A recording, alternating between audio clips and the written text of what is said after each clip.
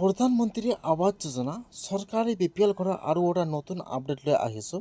সেইটো আপডেট হ'ল যিসকলে এতিয়ালৈকে চৰকাৰী ঘৰটো লাভ কৰা নাই সেইসকলে আজি চৰকাৰী ঘৰৰ ৱেটিং লিষ্টটো চেক কৰি লওক যে আপোনালোকৰ লিষ্টত নাম আহিছে নে অহা নাই বা আপোনালোকে চৰকাৰী ঘৰটো লাভ কৰিব নে নকৰে।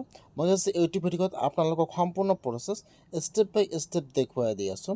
যদি আপোনালোকে এতিয়ালৈকে চৰকাৰী ঘৰটো লাভ কৰা নাই তেনেহ'লে আপোনালোকে আজিয়ে চৰকাৰী ঘৰৰ ৱেটিং লিষ্টটো চেক কৰক যে আপোনালোকৰ লিষ্টত নামটো আহিছে নে অহা নাই।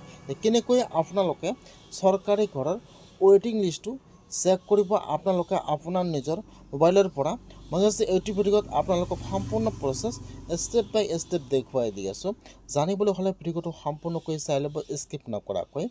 এতিয়া আপোনালোকে ফাৰ্ষ্ট আপোনাৰ মোবাইলৰ যিকোনো এটা ব্ৰাউজাৰ অপেন কৰি ল'ব। আপোনালোকে ইয়াত লিখিব pmay ৱেটিং লিষ্ট লিখি সাৰ্চ কৰি দিব।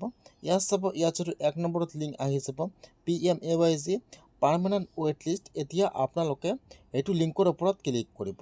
এতিয়া কিন্তু আপোনাৰ ওচৰত অফিচিয়েল পেজটো এতিয়া অপেন হৈ যাব এনেকুৱাকৈ। মই কিন্তু আপোনাৰ সুবিধাৰ কাৰণে অফিচৰ লিংকটো মই ডিছক্ৰিপশ্যনত দি দিছোঁ। আপোনালোকে ডাইৰেক্ট ক্লিক কৰি ফাৰ্ষ্ট এইটো অপশ্যনত আহি যাব। অহাৰ পিছত আপোনালোকে ফাৰ্ষ্ট ইয়াত আপোনাৰ ব্ৰাউজাৰটো ডেস্কটপ চাৰ্ট কৰি ল'ব। এতিয়া আপোনালোকে ইয়াত চাব ইয়াত এইটো অফিচিয়েল অপশ্যন অপেন হৈ যাব এনেকুৱাকৈ।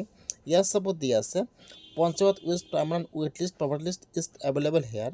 এতিয়া আপোনালোকে হেয়াৰৰ ওপৰত ক্লিক কৰিব। ইয়াত চাব দি আছে হেয়াৰৰ ওপৰত ক্লিক কৰিব। এতিয়া ইয়াত আহি যাব ৰিডাইৰেক্ট। এতিয়া আপোনালোকে অ'কেৰ ওপৰত ক্লিক কৰিব। এতিয়া কিন্তু আপোনাৰ ওচৰত আৰু এটা নিউ পেজ ডাইৰেক্টলি অপেন হৈ যাব এনেকুৱাকৈ। এতিয়া ইয়াত চাব দি আছে অল ষ্টেট চিলেক্টত ক্লিক কৰিব। ফাৰ্ষ্ট ইয়াত আপোনাৰ ষ্টেট নাম আসাম চিলেক্ট কৰি লৈ ল'ব। তাৰপিছত আপোনালোকে চিলেক্টত ক্লিক কৰি ইয়াত আপোনাৰ ডিষ্ট্ৰিক্টৰ নামটো চিলেক্ট কৰি লৈ ল'ব। তাৰপিছত আহি যাব আপোনাৰ ব্লকৰ নাম। এতিয়া আপোনালোকে আৰু এবাৰ চিলেক্টত ক্লিক কৰি ইয়াত যিটো আপোনাৰ ব্লকৰ নাম হয় আপোনালোকে আপোনাৰ ব্লকৰ নামটো চিলেক্ট কৰি লৈ ল'ব। তাৰপিছত ইয়াত আহি যাব আপোনাৰ পঞ্চায়তৰ নাম।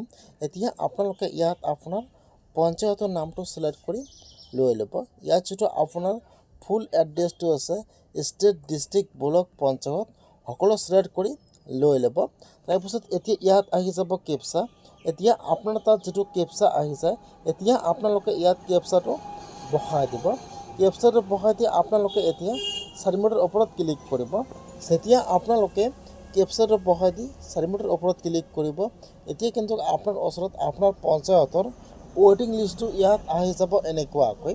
ফাৰ্ষ্ট আহি যাব আপোনাৰ ডিষ্ট্ৰিক্টৰ নাম, তাৰপিছত আহি যাব আপোনাৰ ব্লকৰ নাম, তাৰপিছত আহি যাব আপোনাৰ পঞ্চায়তৰ নাম, তাৰপিছত আহি যাব আপোনাৰ ঘৰৰ ৰেজিষ্ট্ৰেশ্যন ID নম্বৰ আহি যাব। এই ফলত আপোনাৰ নাম আৰু ফাদাৰ্ছ নাম আহি যাব। যদি আপোনালোকৰ এইটো লিষ্টত নাম আহিছে তেনেহ'লে কিন্তু আপোনাৰ একাউণ্টত ঘৰৰ পইচা সোমাই গৈছে। আপোনালোকে আপোনাৰ একাউণ্টটো চেক কৰি চাই ল'ব। এইটো কিন্তু হৈছে চৰকাৰী ঘৰৰ পাৰ্মানেণ্ট ৱেট লিষ্ট। এইটো যিকোনো নাম আহিছে সকলোৰে একাউণ্টত ঘৰৰ পইচা সোমাই গৈছে। যদি আপোনালোকে এতিয়ালৈকে চৰকাৰী ঘৰটো লাভ কৰা নাই তেনেহ'লে আপোনালোকে আজিয়ে চৰকাৰী ঘৰৰ পাৰ্মানেণ্ট ৱেট লিষ্টটো চেক কৰি লওক যে লিষ্টত নাম আহিছে।